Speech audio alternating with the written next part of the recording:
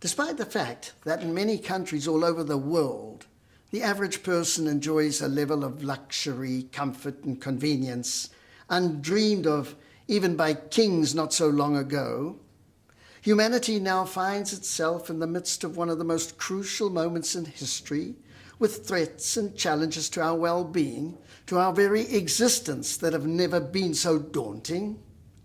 Most people have a pretty good idea regarding these threats and challenges.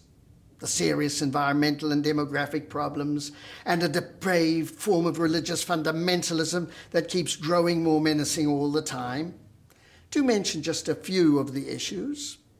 And when observing the growing hostility towards Israel by over half the nations in the world, together with the enormous amount of rocketry aimed at it from neighboring countries, it's not unreasonable to consider a possible correlation with biblical prophecy that talks about doomsday.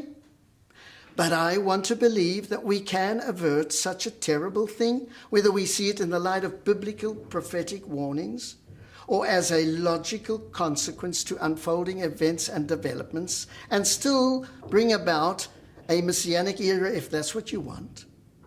Pragmatically, it would mean working for a more just world order, promoting decent education everywhere, providing enough food and water for everyone, fostering mutual respect and appreciation among people, and doing whatever is necessary in order to protect the environment and contain pollution, and of course thwart the demonic ambitions of nasty tyrants and dangerous bigots. And yes, there are serious efforts being made all the time to deal with these issues.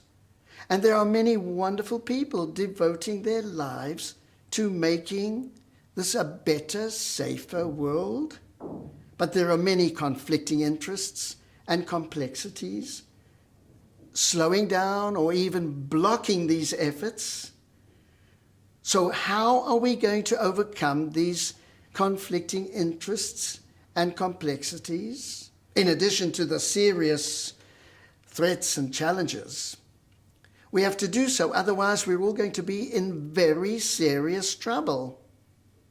Well, I can tell you that we're not going to need anything terribly revolutionary or based on ingenious scholarship or the revelation of any esoteric texts. No. All that is needed is plain common decency. That's all. Plain common decency, but with the main emphasis on truthfulness. Does that sound naive, unrealistic, silly? Well, think about it. Throughout history, it has usually been the opposite of truthfulness. It has been half-truths, lies, and other forms of deception that bungling, inept leaders, scoundrels, and tyrants have used in order to gain and keep power and to wreak havoc and bring boundless misery into the world. And this has always been made possible through the gullibility and indifference of people everywhere. So how do we prevent man-made calamity and war? How do we resolve the Israel-Arab conflict? And how will we avoid a global doomsday situation?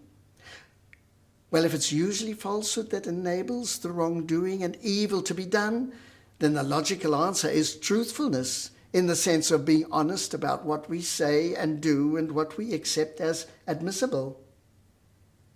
Actually, truthfulness is humanity's most important and precious value. And indeed, it is truthfulness and the earnest practice of it among more and more people everywhere that will enable our survival on this planet. And that's what my talk is all about. I'll be happy to speak anywhere and to any group on this crucially important subject. You can reach me on Facebook or through my email, friendlysting, that's one word, friendlysting@yahoo.com. Thank you.